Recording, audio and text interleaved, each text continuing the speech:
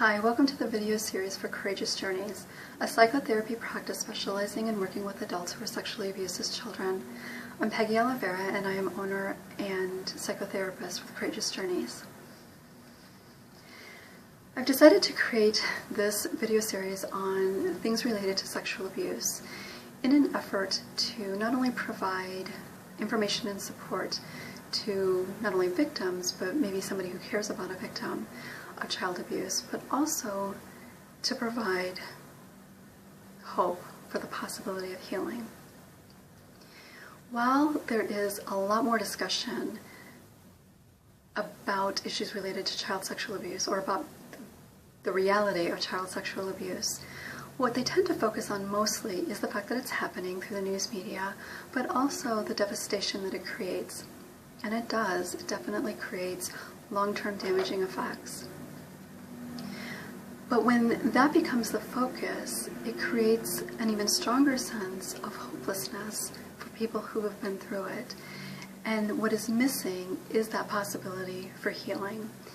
And I know not only through my own personal experience, but through the work that I've done over the years and helping other people heal, that it really is possible to heal from child sexual abuse.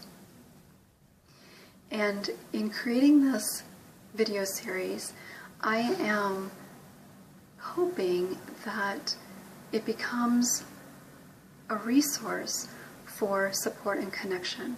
One of the most damaging aspects of child sexual abuse, or one of the reasons why it has such long-term damaging effects, is because of the sense of isolation that it creates.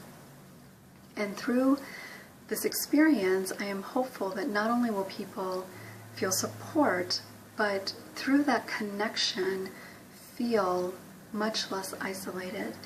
So I do want people to participate in this process, and I want people to ask questions and comment to other people. I'm happy to have you suggest topics that we might have a conversation about, and I am happy really to talk about anything that I feel that I know something about. My experience and my passion is certainly with sexual abuse and things related to that. Other aspects of mental health I think are important as well, and particularly things that are related to survivors of childhood sexual abuse, like depression and anxiety and relationships and suicidality and all of that. So I'm happy to talk about those things. But I do hope that this becomes a conversation, and we'll talk about the difficult aspects of it, the devastation that it creates, but we'll also be talking about hope and maybe even some stories of healing. So I will look forward to this process. Just please remember that, of course, for somebody who's been a victim of child sexual abuse, one of the things that it creates is a really kind of negative sense of self, and because of that, people are often very unlikely to put themselves out there. So anybody who comments is taking a huge risk in doing that. So I just ask that you be respectful of people. You don't have to agree, but please do be respectful, because I don't want anybody to come to this video series and end up feeling more hurt in the process.